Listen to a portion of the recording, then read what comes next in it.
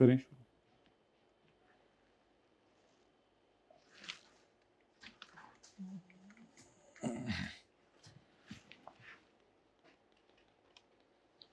Kaif 2 term test 2 discussion.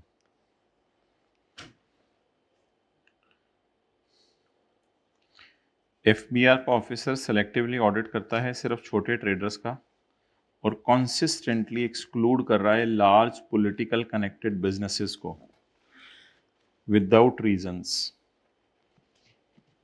तो ये सबसे मेरे ख्याल से अप्रोप्रिएट था कि इसके ऊपर पॉलिटिकल इन्फ्लुएंस है। Bilal Hajar while preparing the tax return identifies expenses जिनका कोई सबूत नहीं है। तो his senior partner Badar instructs him to ignore the issue क्योंकि ये ऑडिट नहीं है, लेकिन गलती तो फिर भी पकड़ ली है। Which combination of ethical breach and threat is most appropriate. अच्छा देखें, इसमें जो सेल्फ इंटरेस्ट थ्रेट है, फेमिलियरिटी थ्रेट है, एडवोकेसी थ्रेट, ये तो हमने कभी पढ़े ही नहीं क्योंकि ये आपके सिलेबस में है ही नहीं। बॉस के अंदर इंटेग्रिटी नहीं है और प्रोफेशनल बिहेवियर नहीं है। ऐसा काम करने लगे जिससे प्रोफेशन के नाम पर आंच आएगी और एम्प्लॉय ये थ्रेट फील कर रहा है कि बॉस के प्रेशर में आकर वो किसी न किसी तरह ये काम कर ही जाएगा। ये हमने चैप्टर नंबर 3 के अंदर पढ़ा था। ओहो, हमने जज्बात में आके चैप्टर नंबर 3 को उड़ा ही दिया था यहाँ से। तो ये हमने पढ़ा था कि बॉस में इंटेग्रिटी नहीं है, प्रोफेशनल बिहेवियर नहीं है और एम्प्लॉय बॉस का खौफ फेस करे जिस वजह से गलत काम कर जाएगा। फरहान, कामरान और रेहान पार्टनर्स हैं।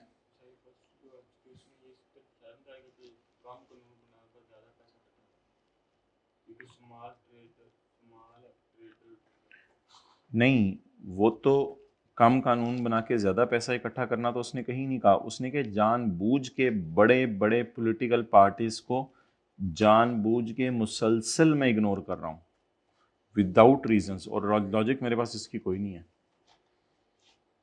तो ये तो कहीं लिखा ही नहीं हुआ कानून कम बनाए हैं, बल्कि लिखा ही नहीं हुआ कानून बनाए भी हैं या नहीं। कानून लग नहीं रहा छोटों पर और बड़ों पे लग रहा है, ये तो ज़रूर बताया उसने कि कानून बेचारा छोटों पे ही लग रहा है, बड़ों पे लग नहीं रहा, ये तो ज़रूर बताया है। लेकिन कानून की तादाद तो नहीं बताई कि 4 कानून बना के ये किए और 6 कानून बना के ये किए। ऐसा तो मुझे नज़र नहीं आ रहा कहीं भी लिखा हुआ इसमें, कम से कम इस लाइन में तो नहीं लिखा हुआ पॉइंट 1 वाली।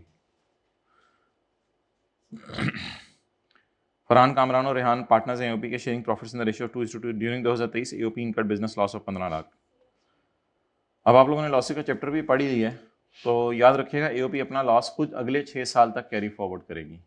एओपी का लॉस पार्टनर के हाथों में माइनस नहीं हो सकता। कामरान ने इनकम कमाई है 9 लाख और रेहान ने डिविडेंड इनकम कमाई है। कामरान में set of his share of AOP loss against, नहीं, एओपी अपना लॉस खुद कैरी फॉरवर्ड करेगी, ये कामरान की इनकम में से माइनस नहीं हो सकता। रेहान, किसी पार्टनर की इनकम से एओपी का लॉस माइनस हो ही नहीं सकता। AOP can only be carry, हाँ एओपी अपना लॉस कैरी फॉरवर्ड करे और अगले सालों में एओपी अपनी 6 साल की इनकम के अगेंस्ट सेट ऑफ करे, ये बात तो है। लॉस अपोर्शन करना ही नहीं, हमने पढ़ा था एओपी अपना लॉस पार्टनर्स को दे ही नहीं सकती।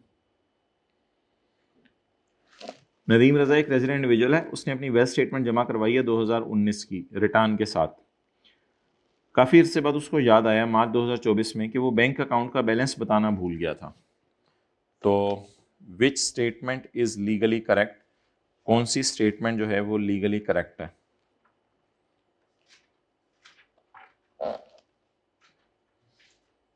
तो हमने ये पढ़ा था चैप्टर नंबर 15 में कि पेज नंबर 381,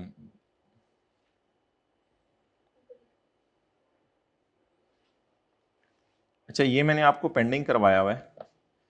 इसमें एक concept, revision can be made before the receipt of notice for amendment and assessment, उससे रिलेटेड ये लाइन लिखी हुई थी, लेकिन ये आप लोगों को समझ भी नहीं आई होगी, इसका कोई फायदा भी नहीं था। लेकिन फाइनल रिवीजन में इस लाइन को जरूर पढ़िएगा। Which statement is legally correct? Well statement can be revised within 5 years from the due date.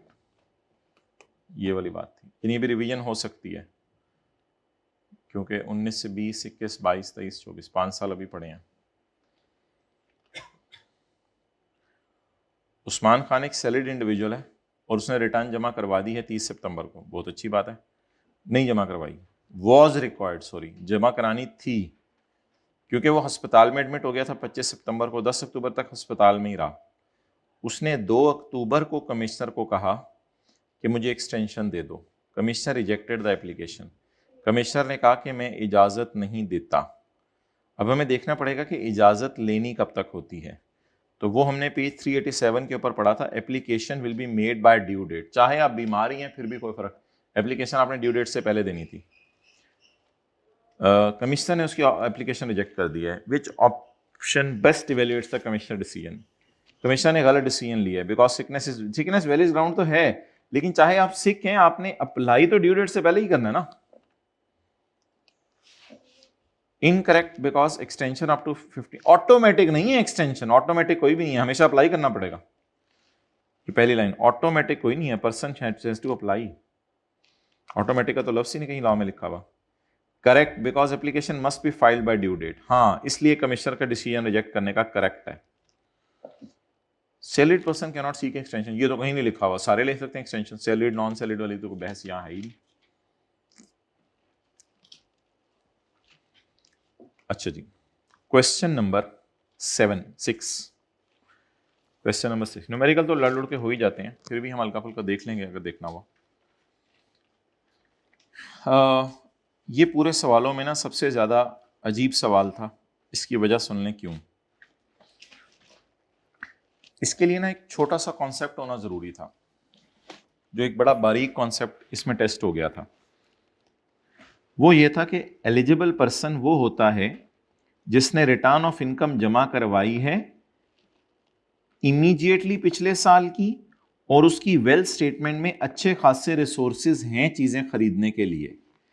या अगर उसने वेल्थ स्टेटमेंट नहीं भी जमा करवाई तो राइट नाउ उसने फिर statement of sources of investment expenditure जमा करवा दी है, जिससे पता चल जाए वो इतना अमीर है कि चीजें खरीद सकता है।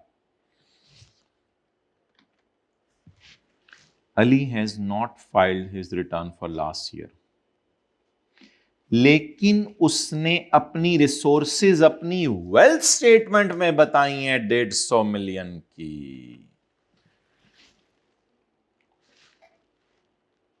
उसने रिसोर्सेज वेल्थ स्टेटमेंट में तो बता दी हैं और रिटर्न भी जमा करवाना जरूरी था।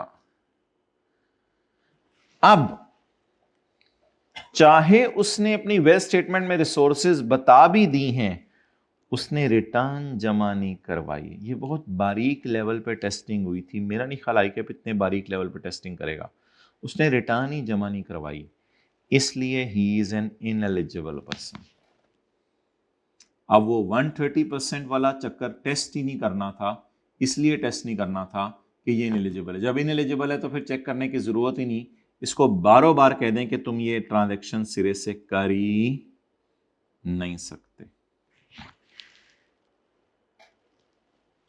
Following restrictions on an ineligible person. अब जब ये साबित हो गया कि ये इनएलिजिबल है तो इस पे ये रिस्ट्रिक्शंस हैं। आप ओपन नहीं कर सकते 50 मिलियन से ऊपर का अकाउंट,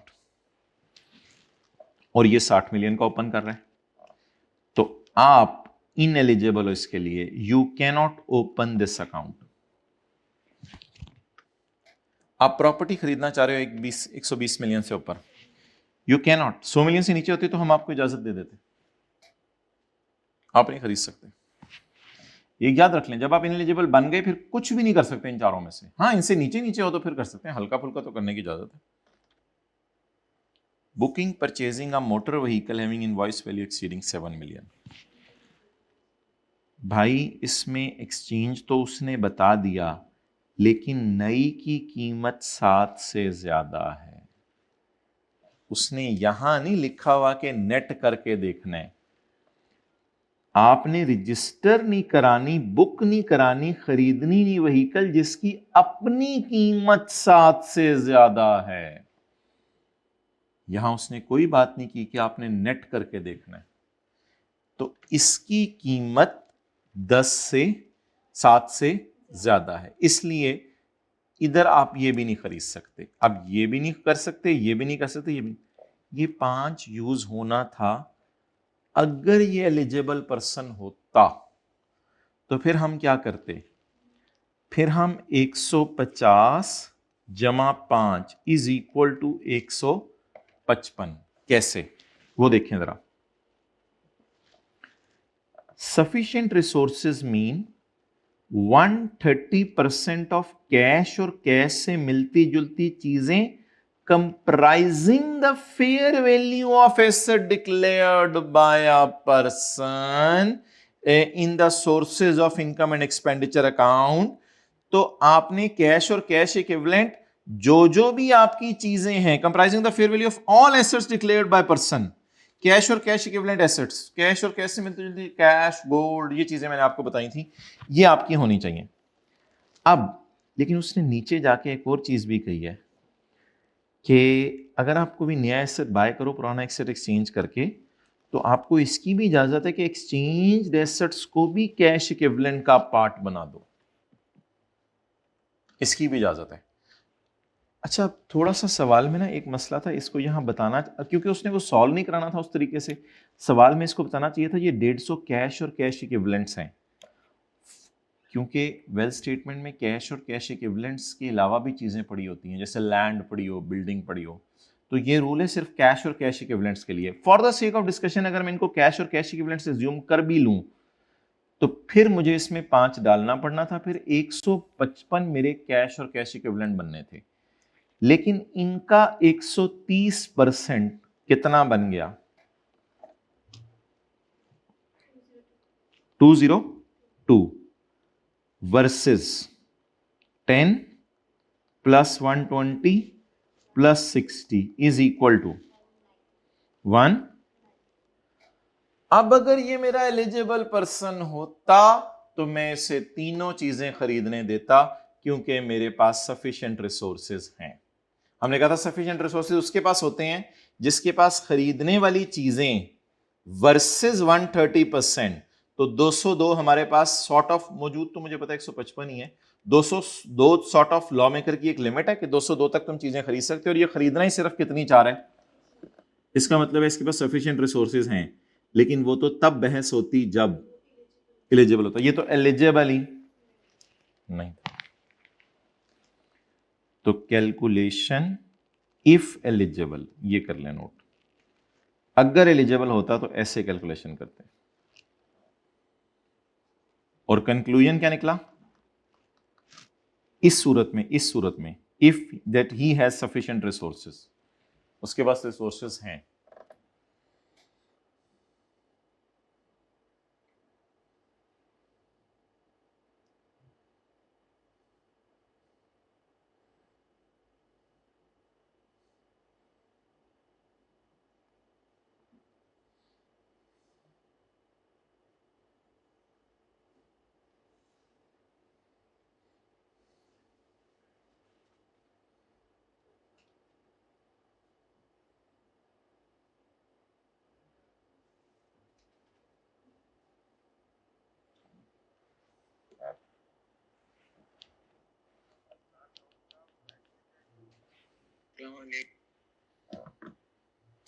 ओके, ये कोई पकड़ पाया था पॉइंट कि ये इनएलिजिबल है?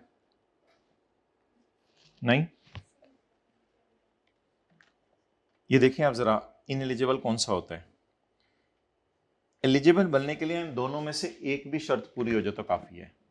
ये तो उसने स्टेटमेंट जमा ही नहीं करवाई, ये तो सवाल में लिखा नहीं हुआ था। ये स्टेटमेंट होती है कि आप अगर वेल स्टेटमेंट जमा कराना भूल भी गए थे तो अब सफिशिएंट रिसोर्सेज की स्टेटमेंट जमा करवा दें, ये उसने जमा नहीं करवाई। या वेल स्टेटमेंट अगर जमा करानी थी तो साथ रिटर्न भी जमा, बस साबित हुआ he is, if it is ineligible तो भी चीजें खरीद सकता है। लेकिन इससे नीचे नीचे हमारी सारी की सारी चीजें इससे ऊपर थी।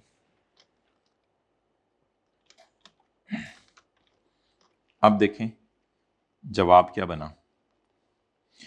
Since mister Ali has not filed return of income, he is an ineligible person regardless of the resources declared. अब रिसोर्सेज आपके पास हैं 130% और वो उसको छोड़ो। अब the proposed purchase of car of 10 million by exchanging an old car of 5 million cannot be made because an eligible person is restricted from booking purchasing a car exceeding 7 million and the exchange as such does not remove the restriction। यानी वो 5 million से कोई फर्क नहीं पड़ना था। ये मुश्किल जरा लाइन थी, इसको छोड़ें। Registration of property worth ₹1 cannot be made because an ineligible person is prohibited from buying property exceeding 100 million। बस ऊपर साबित हो गया इनएलिजिबल है, फिर नीचे सारे उसी की। The investment of 60 million in new securities cannot be made because new investment of 50 million securities are not allowed for an ineligible person। In conclusion, all three proposed transactions cannot be made due to Ali's ineligible status under section 114C। ये नया section है, पहली दफ़ा आया है, इसका हमने कोई सवाल भी नहीं किया था, हल्की फुल्की रिवीजन की थी 130% डाल के, इसलिए ICAP भी अभी इसे बेसिक लेवल पे ही टेस्ट करेगा, लेकिन हमने थोड़ा सा एडवांस लेवल पे इसको टेस्ट किया है ताकि आप इस सेक्शन के बारे में भी फिक्रमंद हों। Okay,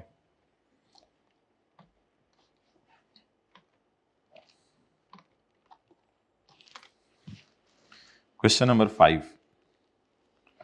Alnoor Foods is engaged in the food processing during the year the company recorded following। ये दोनों प्रोविजंस लॉ में नहीं आई हैं, ये इस वजह से हमने इस साल टेस्ट की थी, ये इससे पहले लॉ में नहीं थी। जो नई प्रोविजंस आती हैं उनको हम टर्म टेस्ट वगैरह में आगे पीछे ज़रूर टेस्ट करते हैं क्योंकि उनका टेस्ट होने का ज़्यादा चांस होता है, तो इसको आप लोग पूरा फोकस करके रिवाइज किया करें घर में। It purchase raw material raw agriculture produce worth ₹12 million through a commission agent middle man who does not have NTN। Produce was originally supplied by farmer।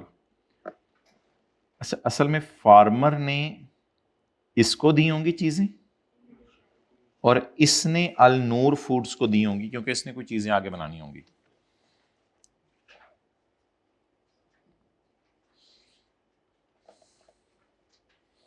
Chapter 8 में हमने पढ़ा था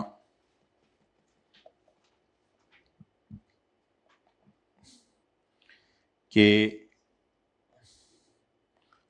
10% परचेज आपकी डेड हो जाएगी जिसके पास NTN नहीं है। However, this rule does not apply to agriculture produce bought directly from growers। It applies only when purchase are made through। तो मिडलमैन से खरीदी हमने, तो ग्रोअर से खरीदी नहीं, इसलिए हमारी 10% परचेज डेड होगी। What is purchase? 12 million. So what is dead? पहले लॉ की प्रोविजन और साथ साथ conclusion. Since the agriculture produce was purchased through a commission agent who does not have NTN, the exception for direct purchase from does not apply, therefore 10% of purchase is disallowed।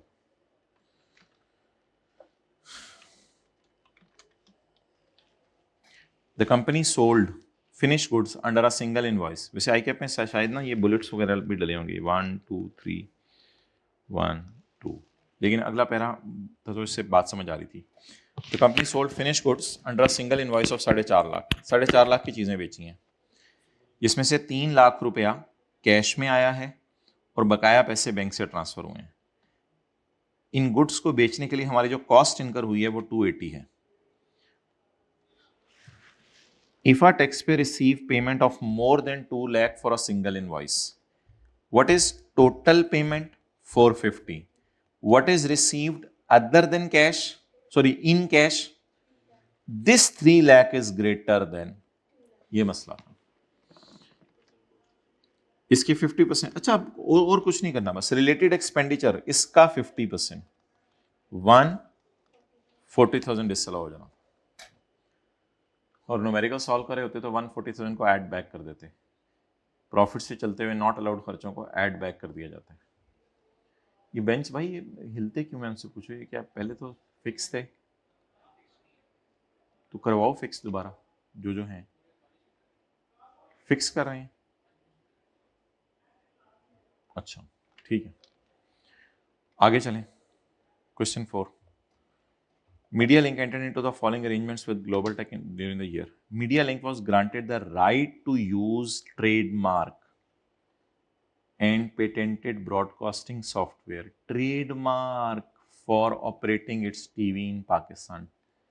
ये लफ्ज सिर्फ देखना था आपने, right to use trademark and patent, इस वजह से ये रॉयल्टी थी।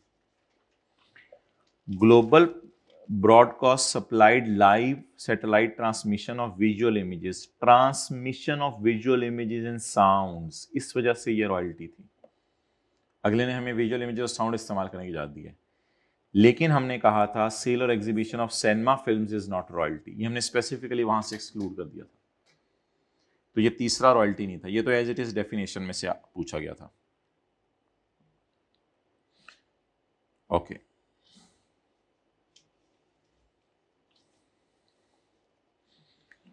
क्वेश्चन नंबर 8, ये थ्योरी का सवाल था, ये इसमें आंसर दिया होगा। ये तो वही जो MCQ आया है उसी टाइप का सवाल था, इसको आपने कर लेना है वहाँ से देख के। वो जो आखिरी सफ़ा है चैप्टर 3 का, मेरे ख्याल से इसमें मसला नहीं आएगा। Question 3, mister Sheikh Suleman is a member in 2 AOPs, Sun Lark and Venus Lens. Both HL and VL are engaged in the manufacturing and supply of chemicals.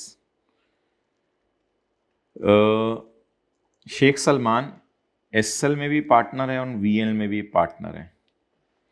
SL and VL is owned by 2 equal partners. इसमें एक शेख सलमान है, एक और partner है। इसमें एक शेख सलमान है, एक और पार्टनर है। Sheikh Salman also owns a shop in the name of Mars Lotus, ये इसकी अपनी दुकान है। ML is engaged in the trading of packing material and sells its products to individual customers. Following information is extracted from the records. इस तरह के सवाल में फॉरन रिक्वायरमेंट पढ़ा करें। Compute the taxable income and tax of above 3 persons. अब पहले person identify करने करने पड़ेंगे, कौन से हैं? 3। ये एक AOP है, इसका न्यूमेरिकल सॉल्व करना है। ये दूसरी AOP है, इसका न्यूमेरिकल सॉल्व करना है।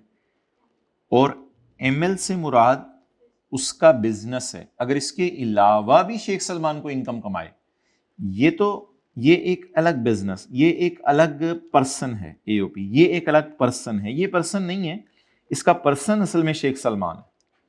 तो बेहतर था अगर न्यूमेरिकल सॉल्व करते तो इसका न्यूमेरिकल सॉल्व करते लिखते SL, इसका न्यूमेरिकल सॉल्व करते ऊपर लिखते VL और स्टेटस इसका AOP लिखते, और इसका न्यूमेरिकल सॉल्व करते हुए ML की बजाय लिखते मिस्टर शेख सुलेमान, और साथ उसके फिर नीचे न्यूमेरिकल सॉल्व होता। और ये इसकी इनकम फ्रॉम बिजनेस में जाना था। अब इस पे कोई ज़्यादा मार्क्स हम नहीं काटेंगे। सवाल में लिखा हुआ है टैक्सेबल इनकम जब आपने निकालनी है ना, तो 3 कॉलम यूज़ करें on a single page and show amounts to be carries forward. ये भाई फिक्रा सही करो, तस्वीर खींचो। अच्छा, सिंगल पेज पे टैक्सेबल इनकम निकालें, showing 3 columns on single page and show amounts to be carried forward. बज़ाहिरी एतबार से टैक्सेबल इनकम के 3 कॉलम शो करने हैं, लेकिन आगे टैक्स लाइबिलिटी अगर निकालनी है तो तीनों की अलग अलग भी कर सकते हैं, कोई मसला नहीं। आमने सामने 3 कॉलम्स खाली टैक्सेबल इनकम में शो करने हैं। लेकिन ये ऐसी हमने कभी रिक्वायरमेंट डाल दी थी, आई कैप ऐसी नहीं डालता। उसमें 3 न्यूमेरिकल्स हैं, सेल्स टैक्स में भी तो 4-4 न्यूमेरिकल थे, ABCD का अलग अलग सफ़ों पे करते थे। तो ये बेशक आप अलग अलग करें, कोई मसला नहीं। अच्छा, लेकिन हमने ना वर्किंग्स बिजनेस इनकम जो निकाली है ना, वो सबकी इकट्ठी निकाल दी है। तो बिजनेस इनकम निकालना कोई सबकी इकट्ठी ज़रूरी नहीं था, लेकिन कम से कम टैक्सेबल इनकम आपने जो निकालनी थी ना, वो सबकी इकट्ठी निकालनी थी।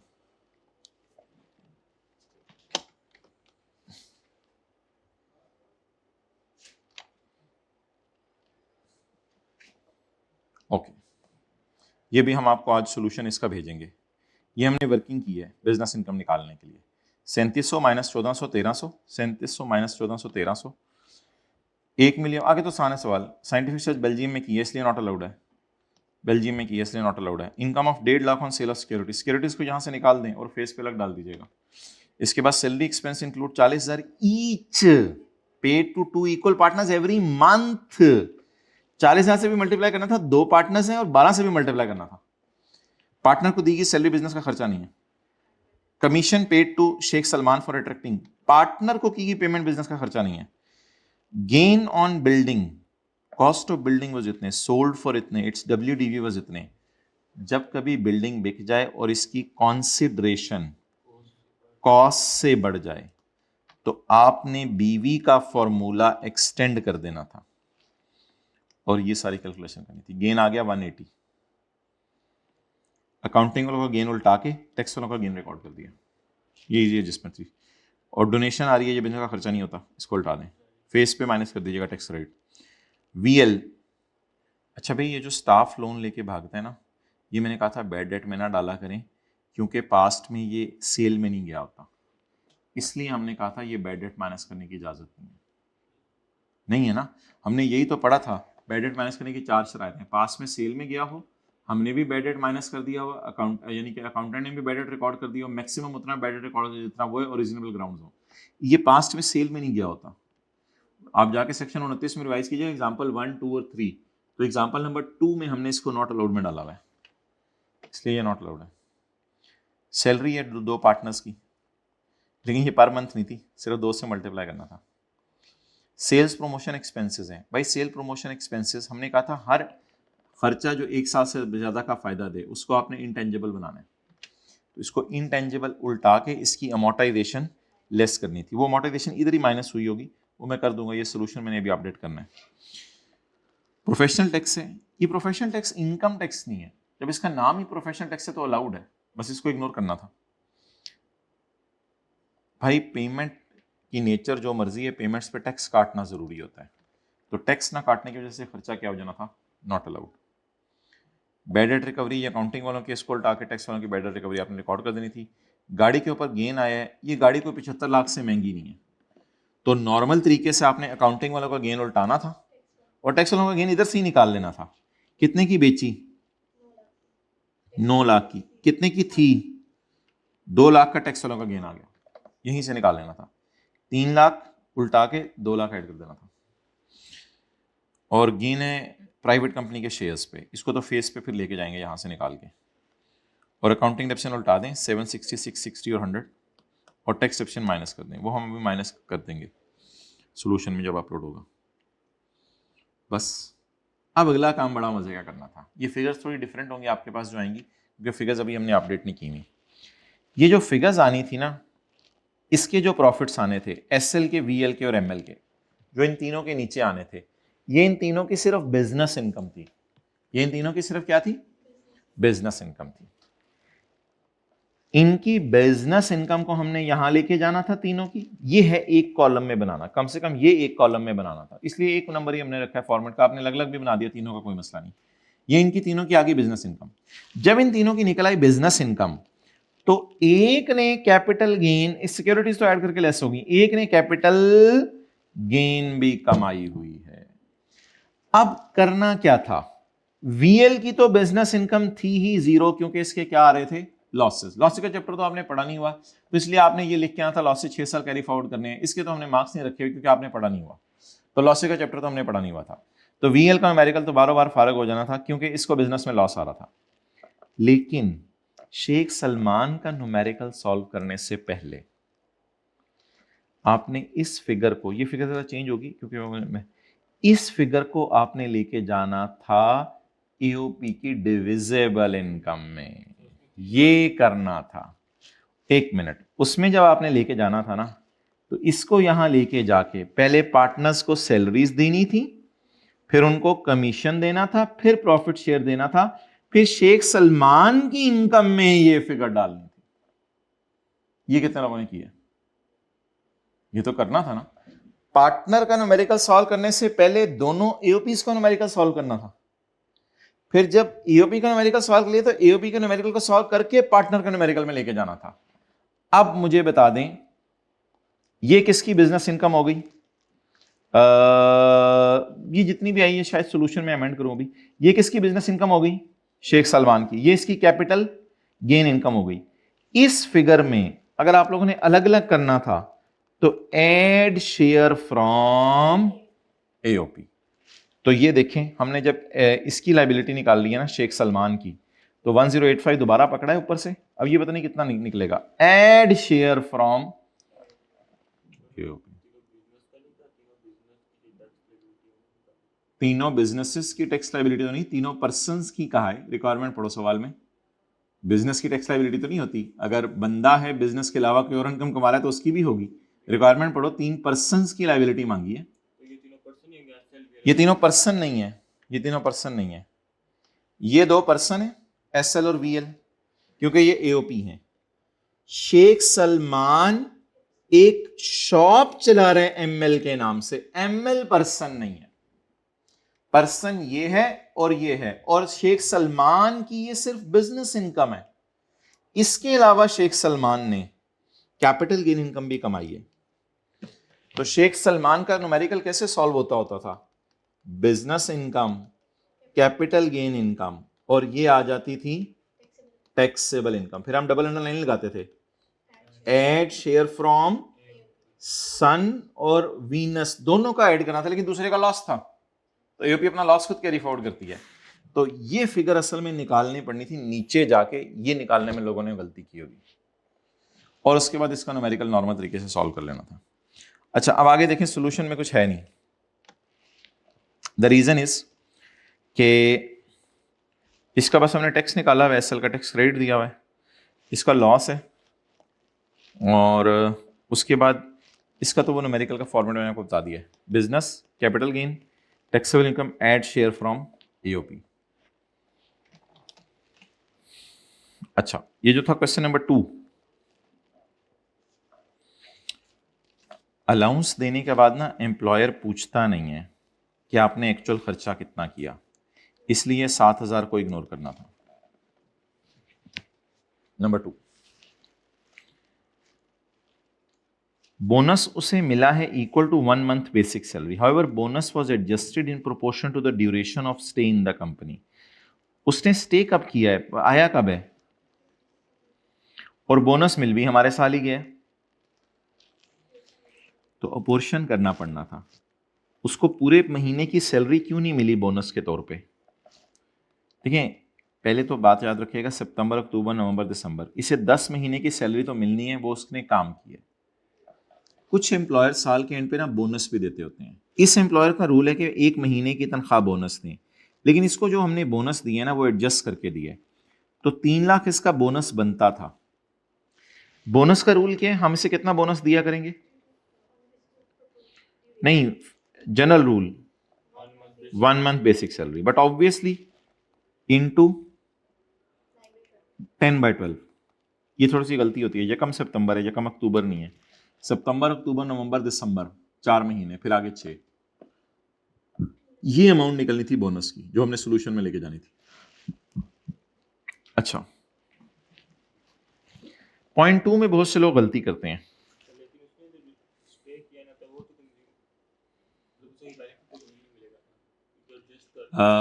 मतलब ये था कि सारे एम्प्लॉयज ने कहा जी सबको बोनस दे रहे हैं, तो सर ये तो ज्यादती है कि इकबाल को आप बोनस दें, इकबाल तो आया ही लेट है, उसने तो पूरा साल नौकरी नहीं की। तो एम्प्लॉयर ने कहा हाँ ये बात तो तुम लोगों की ठीक है, चलो इसको फिर पूरे साल का बोनस नहीं देते। मुझे तो ये समझ आ रही है। Reimbursement of 36,000 inspector of driver salary, driver salary 36,000 reimburse की है। एम्प्लॉयर इकबाल ड्राइवर, रीइंबर्समेंट होता है कि पहले तुम इसको तनख्वाह दो, फिर मेरे से ले लेना, ये होता है रीइंबर्समेंट। एम्प्लॉयर ने रीइंबर्स की है 36, उस बेचारे इकबाल ने इसको 60 दी थी। खुदा के लिए 60 को पेपर में इग्नोर करना था, बस 36 से खेलना था। ये 60 मैंने आपको परेशान करने के लिए दिया था। वजह सुने, अगर एम्प्लॉयर ड्राइवर रख के देता तो रीइंबर्समेंट क्लास ना लिखा होता, फिर लिखा होता है एम्प्लॉयर प्रोवाइडेड ड्राइवर, फिर पता है क्या होना था, फिर इसने इसको देना था मिसाल के तौर पे 90, अल्हम्दुलिल्लाह, इसने इसको देना था 90,000, मिसाल दे रहा हूं, इसने इसको देना था 90,000 ड्राइवर को, और एम्प्लॉयर ने, इकबाल ने कहना था सर बाकी लोग एतराज करते हैं 2,000 मेरी तरफ से आप रख लें, फिर 88 ऐड होना था। लेकिन रीइंबर्समेंट वो होती है कि एम्प्लॉयर ने दिया कितना, इसने ड्राइवर कितने में रखा हुआ है, ये इसका जाती फेल है, इसने ड्राइवर 60,000 में रखा हुआ है। अलाउंस में, रीइंबर्समेंट में और ड्राइवर प्रोवाइडेड में फर्क समझे। अलाउंस ये होता है मैं तुम्हें देता हूं 70,000, तुम्हारी मर्जी है ड्राइवर 60,000 वाला रखो 90,000 वाला रखो, ये अलाउंस है। इसमें फिर 70,000 से खेलना होता है, चाहे ड्राइवर जितने मर्जी वाला रखे। ड्राइवर मुहैया करने का मतलब ये होता है कि मैं ड्राइवर को तनख्वाह दूंगा, तुम मुझे कुछ दे देना पैसे। रीइंबर्समेंट ये होता है, नहीं प्रोवाइडेड नहीं, हाँ हाँ प्रोवाइडेड। रीइंबर्समेंट ये होता है कि इकबाल ड्राइवर को तनख्वाह देगा, वो इनका आपस का मामला है, मेरी मर्जी में सारा रीइंबर्स करूं ना करूं। इसलिए ये 60 इग्नोर करना था, ये इनका आपस का मामला था, इसलिए 36 को सैलरी में ऐड करना था। रीइंबर्समेंट मैक्सिमम कितनी ऐड हो सकती है? जितनी की है रीइंबर्स, जितनी की है रीइंबर्स। रीइंबर्समेंट का मतलब होता है खर्चा करके आओ, ये कहता है कर आया, इसने कहा पैसे दो, इसने कहा इतना ही नहीं मैं देता, जितना एम्प्लॉय की जात को वैसे कितना फायदा हुआ, इकबाल को कितना फायदा हुआ है? 36 का। ये घर का ड्राइवर है, इसका घर के खर्चे इसको मिल रहे हैं। मैंने कहा था रीइंबर्समेंट सिर्फ तब ऐड करनी है जब घर के लिए हो, दफ्तर के काम के लिए तो नहीं है। Fully furnished accommodation fair market rent उसका दिया हुआ था, 45% से कंपेयर कर देना था। ये ना एक क्लास में मैंने आपको बताया था, पास पेपर का क्वेश्चन पता नहीं कौन सा था, ये उसने मुझे पेंशन दी नहीं है, और ये वॉलेंट्री पेंशन सिस्टम वाली भी नहीं है, वो इकबाल खुद जमा कराता होता है। ये शायद आपको याद हो, मैंने पेटी वाली बात बताई थी, ये एम्प्लॉयर ने मेरे लिए जैसे प्रोविडेंट फंड के पैसे अलग करके रखता है, उसने मेरे लिए पेंशन के पैसे अलग करके रखे हैं। रिटायरमेंट के टाइम पे जब मुझे मिलेंगे फिर देखा जाएगा क्या करना है। तो मैंने कहा था पेंशन हो या ग्रेचुटी हो, उसको रिटायरमेंट के टाइम पे देखना है। ये सिर्फ उसने मेरे लिए अलग करके रखे हैं। याद आ गया?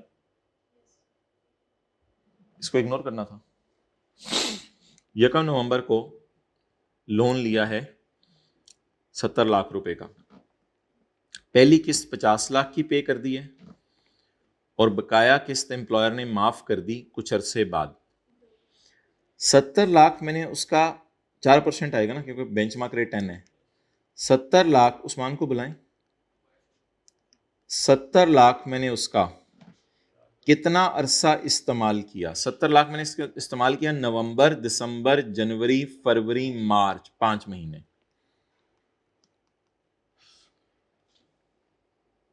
First instalment was repaid on, और 31 मार्च को मैंने उसे 5 मिलियन वापस कर दिया। अब मैंने अप्रैल और मई में उसका कितना पैसा इस्तेमाल किया, जरा सोच के बताएं। IAS 23 आपने पढ़ा हुआ है, 70 लाख उधार लिया था, 50 लाख वापस कर दिया, कितना उसका पैसा इस्तेमाल किया मैंने अप्रैल और मई में? 2 मिलियन। नहीं, 2 मिलियन माफ तो बाद में होगा ना, पहले मैंने 2 महीने उसका 2 मिलियन इस्तेमाल किया। इस फिगर का नाम रखना था आपने इंटरेस्ट बेनिफिट। एक और चीज ऐड कर देनी थी, वो थी 2 मिलियन। इसको मुफ्त, खैर चला गया होगी। एक और चीज ऐड करनी थी, वो थी 2 मिलियन। वो था कि इसको जो है ना, अल्लाह आपका भला करे, वो क्या कहते हैं, वेव हो गया था, ये माफ हो गया था।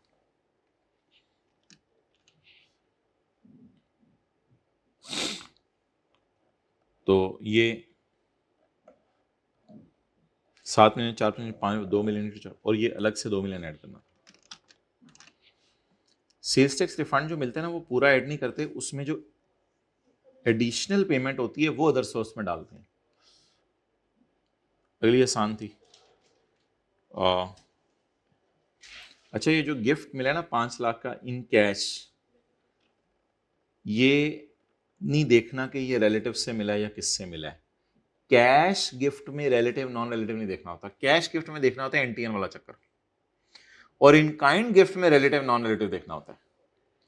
लैपटॉप था इन काइंड, तो इसको आपने, क्योंकि रिलेटिव से मिला है, इसलिए इसको आपने जो है काइंड गिफ्ट में एनटीएन नॉट एनटीएन नहीं देखना, काइंड गिफ्ट में रिलेटिव नॉन रिलेटिव देखना है। काइंड गिफ्ट में आपने देखा कि ये रिलेटिव है, इसलिए 2 लाख को आपने इग्नोर कर देना था, बल्कि अदर सोर्स में जाके डैश डाल के लिखना था।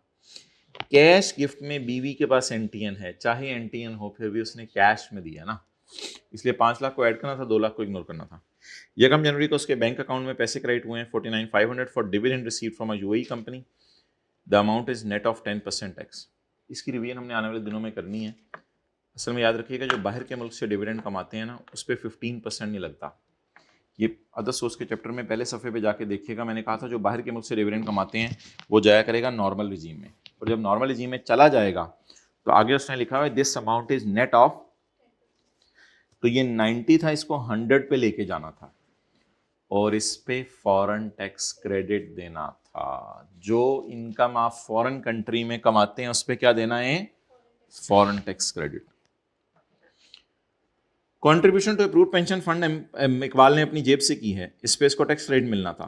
और अब्बू से लोन लेके, तो जो अब्बू से इसने लोन लिया है वो ऑब्वियसली जो है वो अदर सोर्स में जाना था, क्योंकि कैश लोन चाहे अब्बू से लें चाहे जिस मर्जी से लें, कैश में रिश्तेदारी नहीं देखी जाती। कैश लोन के अंदर ये देखा जाता है कि एनटीएन है या नहीं है। अब अब्बू के पास चाहे एनटीएन हो भी, लोन कैश में नहीं दिया जा सकता, लोन कैश में नहीं दिया जा सकता।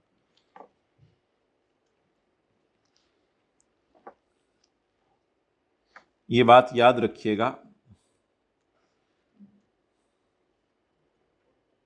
कि ये देखें, लोन कैश गिफ्ट वगैरह में एनटीएन नॉट एनटीएन होना देखा जाता है, रिश्तेदारी नहीं देखी जाती।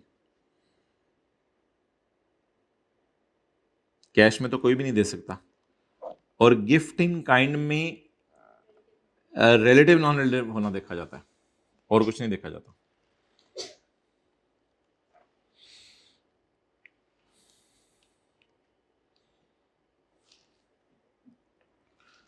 ओके, पॉइंट 4, यकम मे को आपने अब्बू से शेयर्स रिसीव किए हैं गिफ्ट में, ये रिलेटिव से मिले हैं, ये अदर सोर्स में नहीं जाने थे, ऐसा ही है ना।